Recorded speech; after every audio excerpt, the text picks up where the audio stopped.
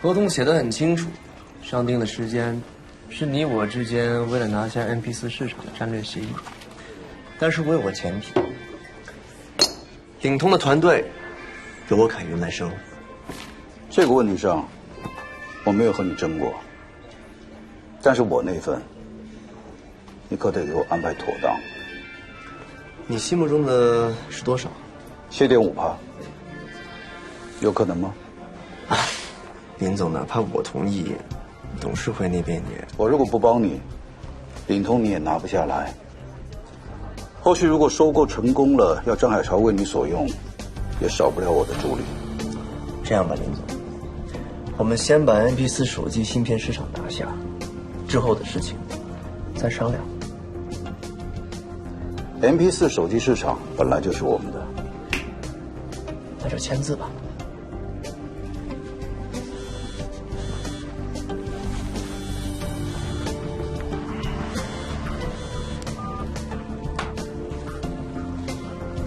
我夫人。听说你新娶的夫人是一大明星，怎么这么对人家？她最近比较烦人。是他烦还是您犯了错呀？我犯什么错啊？别听外面的人胡说八道。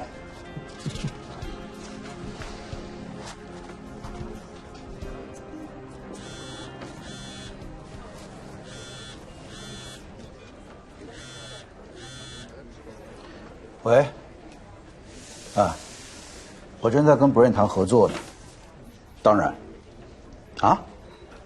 你要跟他说话？什么叫做张海潮这样的人都在带孩子，我凭什么不带呀？你拿张海潮立什么标杆呢？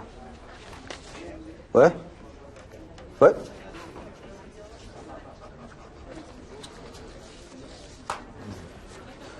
张海潮可真把我坑惨了。我还是赶紧看，让你好回家带孩子。你觉得我有那么惧内吗？我是怕你老婆一会儿和你离婚，到时候你的股权只剩3.75了，什么谈判筹码都没有。别咒我。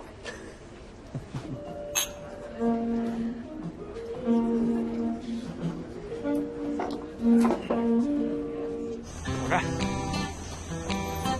哎，对了，你不一直说想回湖南老家看看吗？你陪我去啊？好啊，跑着去。又开玩笑，我都不确定我能不能找到我的亲生父母。只要你想，我就帮你实现。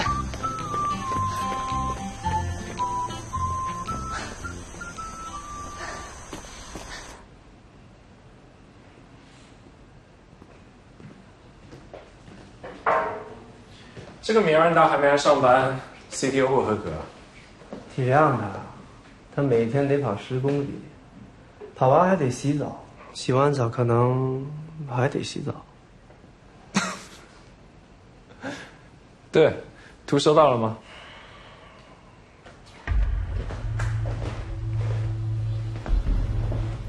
永远得感叹，张海潮真是个天才。他做出来的设计就像最完美的艺术品。如此省钱的流片设计里面，还能容纳这么多细致的想法，恐怕也只有他了。我看你都要志在必得。好的艺术品该被珍藏，好的艺术家该被欣赏。那你打算怎么办？你觉得我会怎么办？你不会偷了他作品吧？偷鸡摸狗 ，It's not my style。那搞点破坏。我一直认为艺术不应该是完美的，得有一点点的瑕疵，才有个性。今天挺准时啊。你给我打了那么多个电话，还找杨教授告了状，我只能回来了。我们在大学时代就是最好的兄弟，你要有什么问题可以提出来，我们一块儿解决。我的观点和你说的已经很清楚了。我的观点也和你说的很清楚了。我想过了，你有你的道理。暂时呢，我可以说服自己，先听你的。你放心吧，最终我们一定要做出比他们都好的手机芯片。真的？真的。我觉得你最近有点过于受米兰达的影响了。你不觉得它闪闪发光吗？你这种思想有点危险哦。你看啊，我跟他很多年没有见了，再次见面，觉得他越来越有魅力了。是，米兰达确实很好，你们在一起也很开心。但是想想看，你老婆也很好啊。你爸爸生病的时候，一直照顾他，对他好。人还是要懂得感恩的。当然，最终决定权在你手上。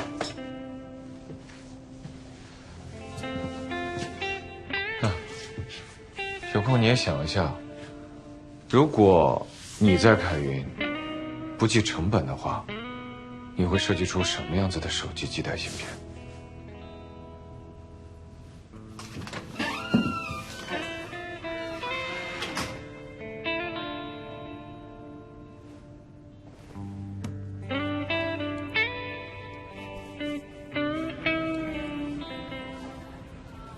看来我们的策略很简单，用博雅星光先压着凯云。我们预估了一下凯云的芯片，凯云这次的 MP4 芯片价格比博雅星光多出了1/3，因为纳米数更精细，所以产量也低。但是华强北的市场显然更看好凯云的芯片，做的手机壳也都是凯云的型号。按照这个测算，我估计2个月之内，市场就会大量的缺乏芯片。所以这一轮其实我们只要收购灵光药的芯片就可以了。到那个时候，在博雅星光 MP4 芯片的基础上，做出电路板，并兼容博雅星光的芯片，我们在赚钱的同时，还可以再度占领市场。而且4个月之后，你们领通的 MP4 芯片也会量产成功。那到那个时候，我们再去打价格战。说的好专业啊，这都谁教你的？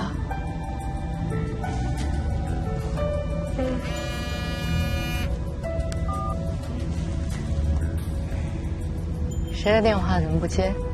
没有，我估计是推销吧，我这样的电话最多了。子夏现在好吗？不太好，喝了很多酒，整个人精神状态很差。为了男人，不值得。你也觉得李东升太不靠谱吗？对女人不好的男人都靠不住。这话听着有故事啊。谁还没点经历呀？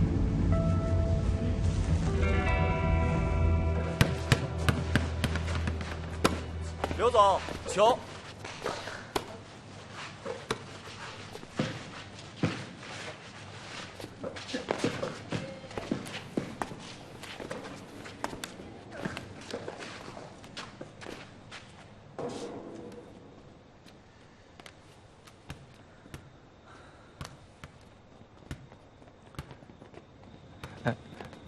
娟子，离婚协议你收到了吧？这是我能给出你最好的条件了。我所有的钱，还有老家的2套房都给你。这些年感谢你照顾爸爸。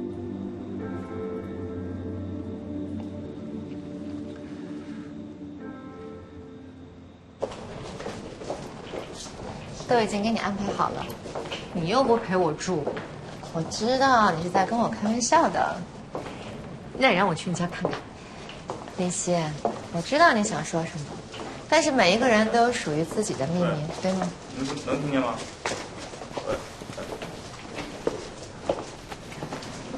子夏是我特别好的朋友，他真的很爱李东升。东升走了以后，他情绪很糟糕，每天都喝酒买醉。你想跟我说明什么呢？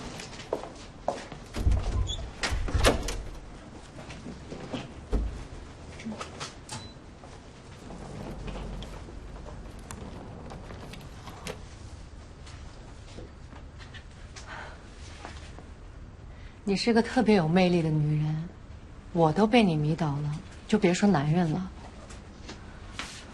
实话跟你说，我那天给你打电话的时候，听到东升的声音了。你听错了。你要是再这么说的话，我就真生气了。你生气我也得说，东升的声音我再熟悉不过。林夕，我来这里是来赚钱的，我没有那么多小心思。我每天一睁眼就是铺位租金，闭眼就是员工的工资。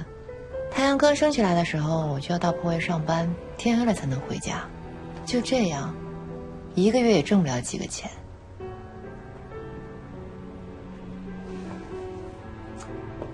子夏能够伤心难过、喝酒买醉，其实我挺羡慕的。我这辈子都没有这样的机会。记得10年前，我为了供我弟弟上学，卖过煎饼。那时候我也失恋过，但是伤心有什么用呢？不还是得出摊儿，总不能一边摊着煎饼一边哭吧。其实有空的时候，我也会看一些电视剧。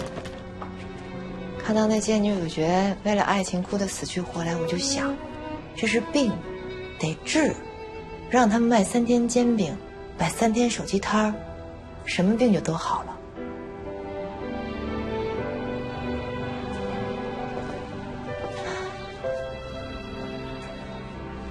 林夕，你来这儿是来卖领通芯片的，我在这儿是为了把手机卖掉。你们芯片公司囤货会死，我们的手机公司囤货一样也会死。如果我们死了，跟着我们的那些人就没有工作，他们没有工作了，他们的家人就没有饭吃，孩子就没有学上。所以如果每天心里面想的都是这些事儿，可能也就不会想别的了。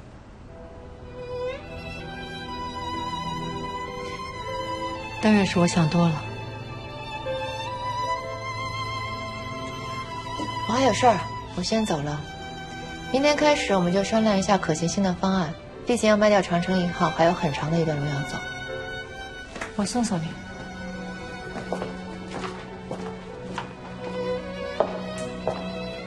别送了，我走了。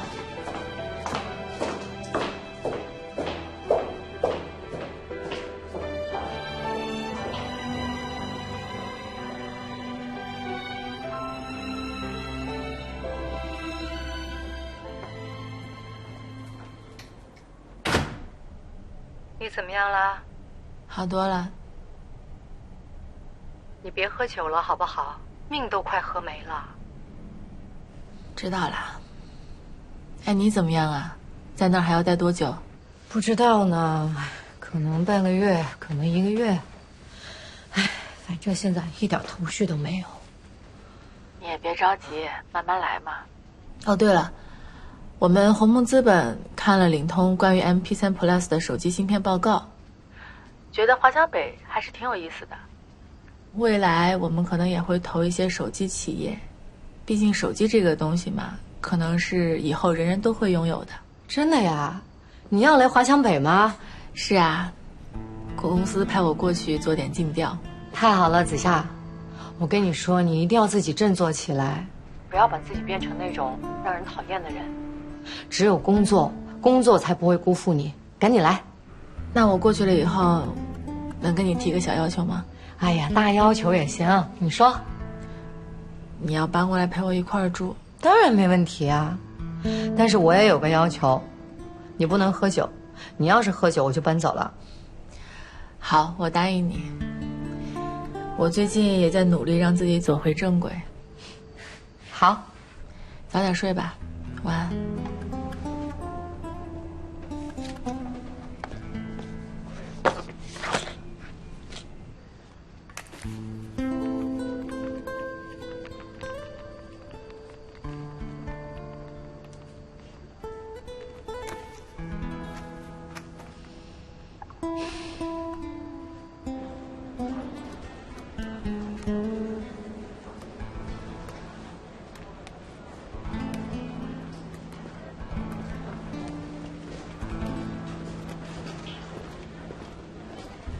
打扰一下，能给您上个菜吗？请用。这好歹也是开了好几年的海鲜大排档，用得着你去下厨？别看哥们儿北京的，从小就爱吃海鲜这一口，哪儿好吃我就去哪儿，边吃还边学。您看这道海鲜拼盘，色香味俱全，味道唰。怎么了呀？明天子夏要来，他来干嘛？他们公司让他来华强北了解业务。明天我会换个新手机，然后再换个新号码。那没必要。有必要，否则你还会像今天一样忘了我的处境。明明我跟黄林熙在一起，但是你还是会给我打电话。我克制一下不就完了吗？你不用这么对我。新的号码不会告诉你，因为我跟他们在一起的时候才会用新号码，所以你没有必要知道。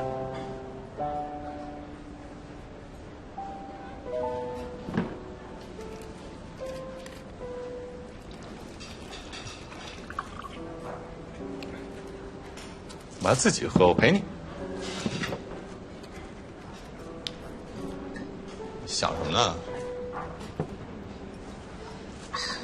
我在想，这个月小乐表现不错，我要不要给他多发300块钱的工资？不是这个吧？其实，每个月给他们发工资的时候，我都特别自豪，因为我觉得作为老板来说，我能养活得起他们，真好。别转移话题，面对。还有就是那些芯片，倪志雄现在已经拿下了凯云所有的飞机芯片，而且马上就要投入市场，这对我们来说是有压力的，所以你要好好想一想。就算子夏来，我也绝不会回头。我现在心里只有你，我跟你保证。啊？不用跟我保证，我对这事毫无兴趣，咱俩好好聊聊正事吧。聊得下去吗？你心这么大。李东升，我们2个人在一起，是为了更好的成就事业，不是为了和你的过去纠缠不清。我说了，我对这件事情毫无兴趣，就是没事情，而且我说要跟你聊正事儿，就是跟你聊正事儿，没有第2层意思。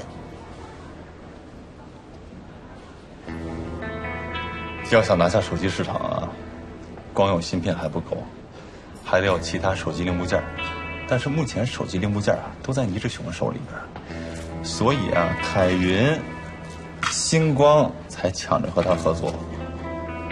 要是在咱们手里边，没他什么事儿，行了吧？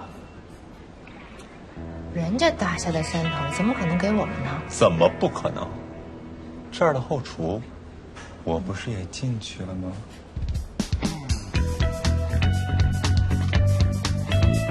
阿叔啊，这台机器特别好，做手机壳都冇拉顶的啊！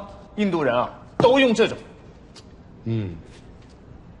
印度人用的东西看来还真的是这么回事。我们才几家运营商啊，印度10几家运营商，10几家运营商都说没问题啊，那肯定就是没问题啊。报价有点贵，确实有点贵啊。明仔，你不有事要忙吗？去吧。一叔啊，这是350千瓦时的设备啊，350千瓦时。印度人都用？用。我来的第1天就打听了一下倪志雄的企业，他的亲信就3个人，大侄子、二侄子、3侄子，这仨人都互相扛配。但是他们都姓倪呀。姓倪就有用了。这3个人啊，都想通过进设备从老倪这儿捞钱。前段时间大侄子进了台设备，捞了2倍回扣。这些你怎么知道的？哎，总有一天我们得做自己的手机壳零部件，我得跟这帮供应商混熟了，是不是？到时候谁好谁不好，心里有数。我李东升谁啊？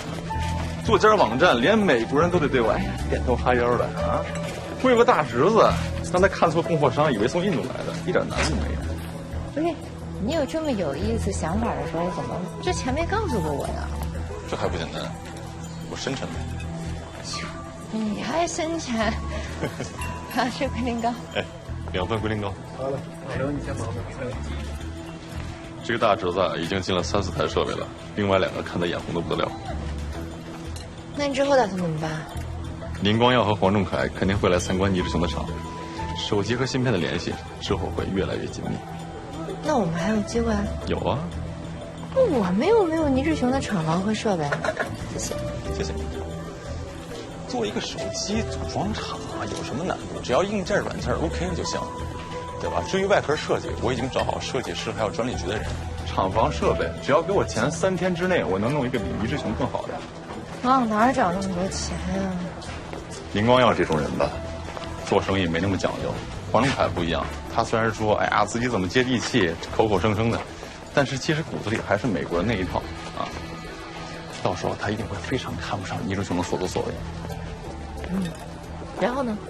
然后你和黄林熙想想办法，让黄仲凯觉得倪志雄不靠谱，一定会吃里扒外。这个时候我们成立泰山手机，咔嚓趁虚而入。黄仲凯投你金文1000万，志恒倪志雄一点，前期至少1000万。我现在就给黄林熙打电话。这个时间你打什么电话呀？啊？这个点子当然好了，是吧？金文真的很聪明。老婆，你有没有觉得金文的背后有高人指点，而且这个人特别的了解 Brian？ 你是说黎东升？对。从金文的态度上来看，跟黎东升完全没关系，说不定她男朋友就是一个很厉害的理工男。老婆，你觉得这个世界上有几个李东升？清华又有几个李东升？是没几个黎东升，但是，哎呀，老公，你真的想太多了。你就是想黎东升想的思念成疾了。你现在身边全都是黎东升的味道，你能不能想想我呀？啊，你有空多想念想念我，行吗？我怎么不想念你啊？我除了工作，剩下的时间都在想你。明天我跟金文跟子夏，我们会去摸一摸市场，看一下长城1号需要加一些什么样的功能，才能打败凯云的残次品芯片。好，辛苦了，老婆。那你亲我一下。晚安。晚安，早点休息。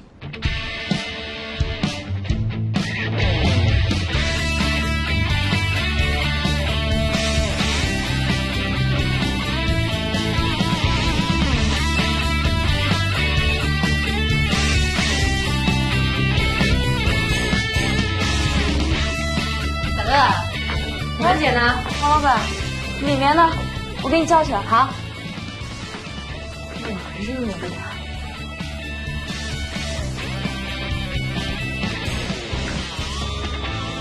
哎，你别说，他这小店弄得真挺好的，清清爽爽的又整齐，是吧？我就跟你说，金文这个女人啊，很讲究细节的。哎，你看这个，还挺好玩的。哼，这就是华强北电子市场的魅力，什么都有。你好。阿姨，给我拿来。这个吗？对对对。这个您这最低多少钱？这个1000。隔壁只要970。他这个和咱们的不一样。差不多。差不多也不一样。都是汽车外壳。真的不一样，老板。我们这个是有设计师设计的，而且没有模仿任何一台豪车。那多出来的30块钱呢，是专利费，我们是有专利的。那还是算了。没关系啊，老板，下次再过来哈。谢谢啊。子夏吧，这么漂亮的姑娘一定是子夏，经常听林夕提起你。我也总听李欣说你。天好热啊，我们出去喝点东西。走啊，走。我一会儿回来啊。拜拜，姐。没想到这里的电子市场真的什么都有，你们想不到的设备和电子产品这里都会有。那美国那些最新的芯片呢，也有吗？那就是走私的了，不过有钱人也会进。看来真的什么都有。那不是能挣大钱吗？能啊，但是毕竟是违法的，违法的事情不会长久，而且还会有后遗症。当然了，很多事情赚钱，比如抢银行，比如贩毒，能干吗？能在华强北做尖端芯片走私的，那都不是一般人。金姐来了，3杯鸳鸯，1杯不加冰。好的。芯片嘛，是需要技术含量的，但是放着这么大的市场，做点自己的东西，安安稳稳的活着，不好吗？真没想到，真没想到什么？真没想到我可以有这样的见解。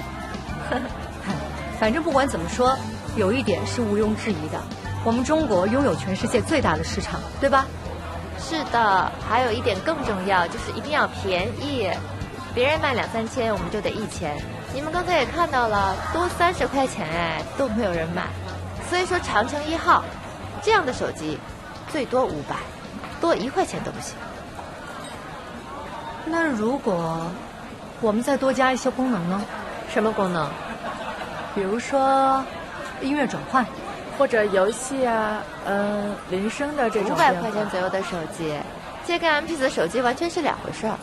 可是如果有这些附加功能，他们在休息的时候不就可以？他们没有休息的时间，你可以去工地上看看，那些工人干完一天的活，回到家里躺在床上的时候，就已经是精疲力尽了。能给家里打个电话，那都是奢侈的。所以，没有其他办法，只有2个字：便宜。长城1号一定要便宜过凯云那些废弃的芯片。我去给海潮打个电话。谢谢。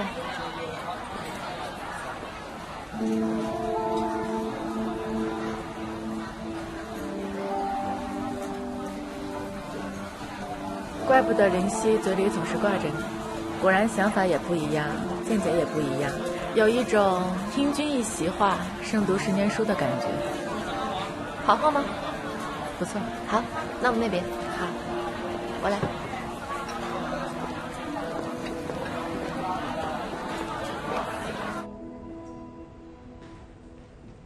晚上好啊，各位。晚上好。有方向了吗？增加什么功能啊？还没有。你有吗？我更没有。海潮，我跟你说啊，咱们的长城1号的通话质量，确实不如人家凯文的残次品芯片。他们当时流片的钱是我们的10几倍，虽然是残次品芯片，但是质量也比我们的高。那也正常啊。人家毕竟多花了那么多钱和时间呢。再说了，咱们也没有那么不堪啊。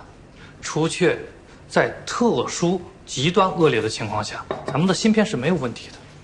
价格上我们有优势吗？价格上更没有优势。我们毕竟是流片后的第1代产品，我们不能无限的便宜。但是他们是残次品芯片，他们便宜完了可以再便宜。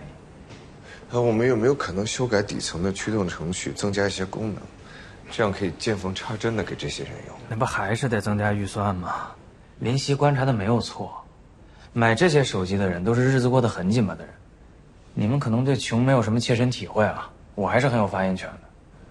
我小时候和我妹妹卖萝卜，中午卖不出去，晚上全家人就没有饭吃了。像我们这样的人，除非你那个功能可以帮我们省钱，不然这个功能就是累赘。说到底，又回到老问题上，就既得便宜，还得有不可复制的技术。这种便宜货哪里来的不可以复制的技术？会有的。他呢？你是 CTO， 我相信你一定会灵光闪现的。海潮，咱们的这个钱是不是就能够做2轮流片？哪怕就是说你设计流片不需要时间，但是你测试、封装、量产，这个时间咱们没有这个优势。我觉得他说的对啊。你们是不是没有查过我们账上的余额呀？我们账上现在已经没钱了。是我们是在 MP3 芯片上赚了一些钱，但是我们长城1号的量产，还有 MP4 手机芯片的研发，已经几乎花光了我们所有的钱。不给长城1号量产就好了。那也不够你做最好的芯片。我不想再做这种便宜货了，我要增加预算。没有钱怎么增加预算？没有钱，你是 CEO， 你去搞钱呢，你去融资啊。盘子，这么晚了，先吃点东西吧。刘总，我特意给你买了加辣的烤串儿。方便食品别吃了，吃点肉。您最爱吃的炒面。谢谢。小肖博士，您胃不好，多喝点粥。谢谢。嚯！张总，您最喜欢的潮汕牛丸。谢谢。你也吃啊？我不吃了，我还要去做你明天的日程表。吃完了再做嘛。人是铁，饭是钢嘛。这闻着不错。姜维啊，自从你来到我们公司啊，我感觉突然一下过上好日子了。不用吃泡面了。吃吧，吃完了再工作。好。以后你们有什么想吃的就告诉我。韩子，吃饭呀？韩子，我有点事情，你们先吃着啊。那你带点走啊。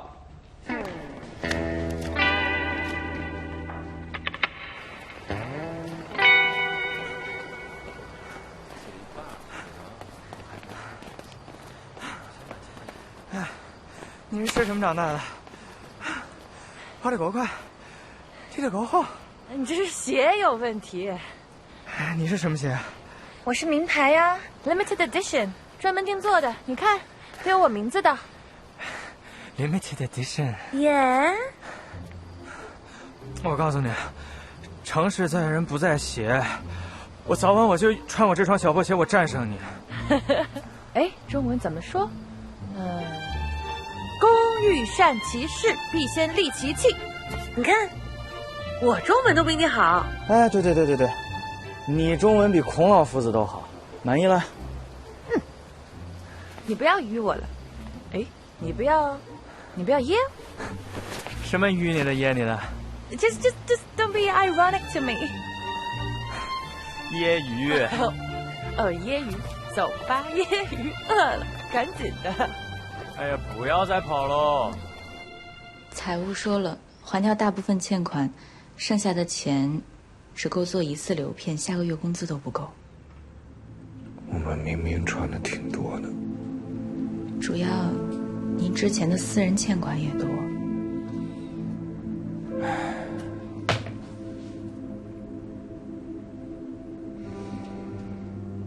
要想要刘汉的方案，有些欠款就不能还。把我账上的钱都打过来吧，先把下个月的工资保住再说。那您怎么办啊？总是会有办法的。过2天去一趟华强北。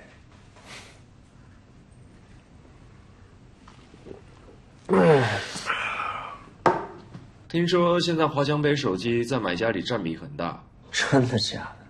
真的，他摸准了国内买家的心理。你看，像这个，以前我们不理解，现在喝一口也觉得很得劲儿。企业传承都是要贴合买家。什么企业传承啊？这明明是这个年代的东西，你骗我！技术是这个年代的，但文化底蕴传承100年。那你来中国不久，电视没少看。来，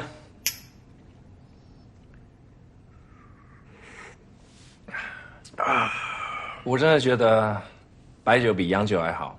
就像我们永远比对面领通还好，不论内在外在，都充斥一种传承100年的感觉。你老实跟我说，你是不是转行卖酒了？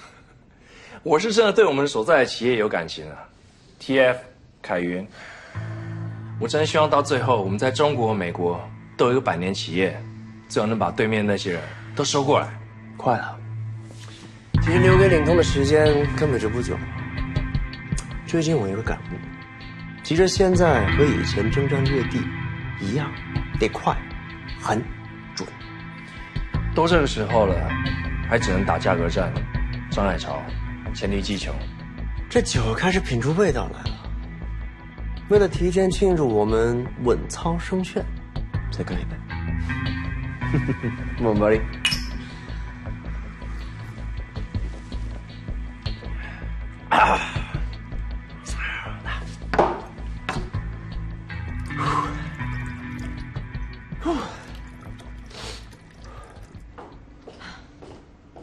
回来了，这给你煲了汤，好好犒劳犒劳你啊。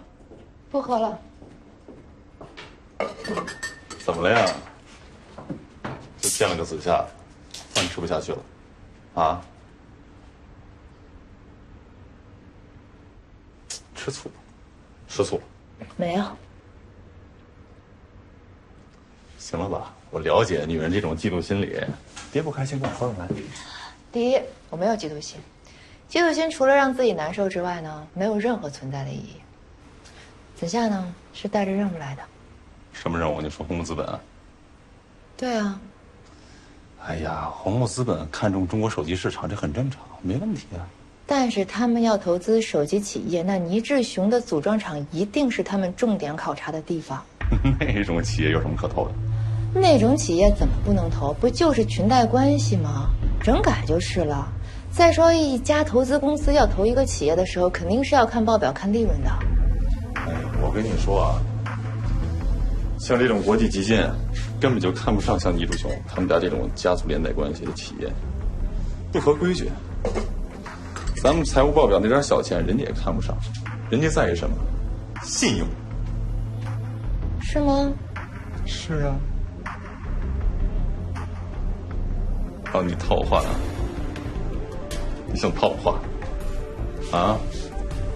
你是不是希望红木资本投我们？我只是希望他们不要去支持倪志雄，这样我们就更难了。明天设备就要进来了，这些都是成本，都是钱，都是我的钱。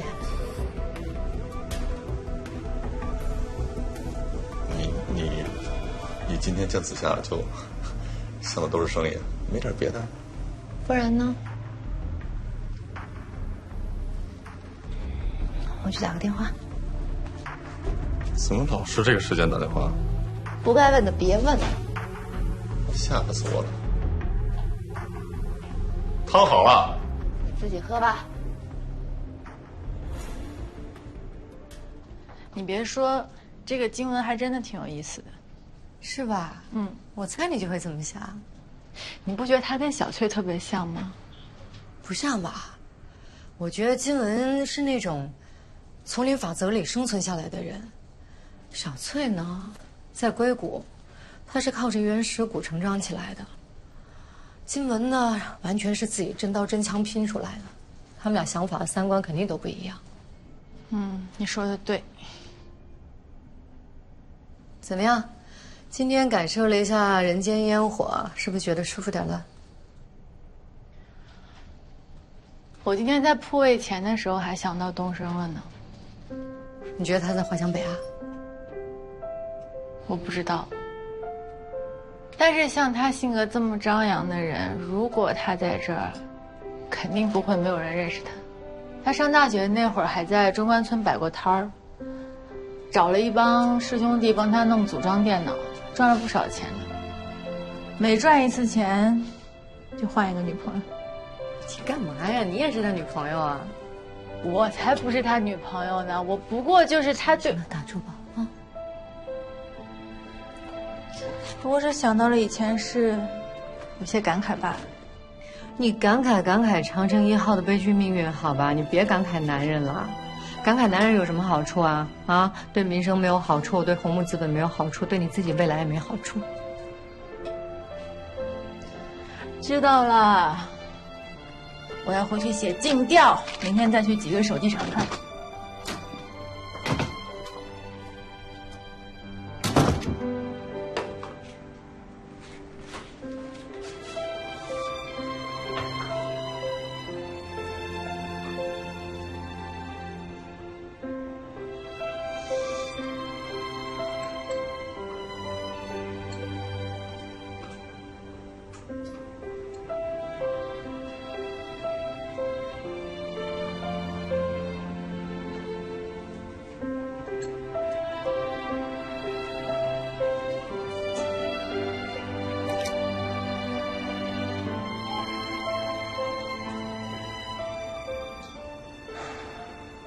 帮我找个人。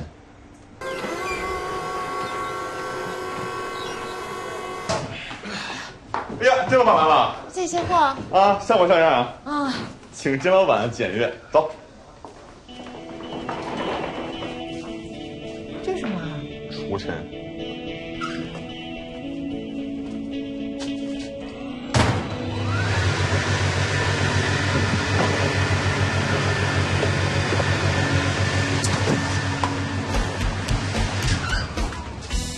感受感受。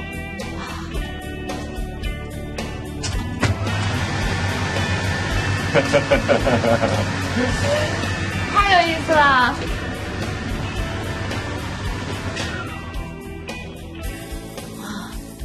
这些机器看起来很新啊，不像是二手的。都转起来之后啊，更像新的。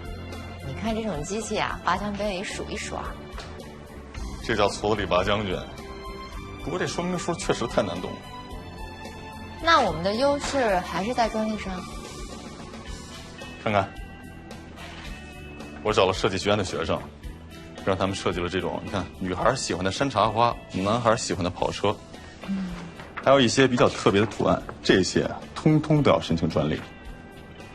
我算了一下，成本还能降低，但是现在当务之急啊，要找一个比较好的法务。为什么要找法务？一志雄一旦知道咱们做得好，肯定会想办法对付咱们。不过没关系，他的方法呢都是下九流的，只要我们能就事论事，到时候资本就会青睐我们。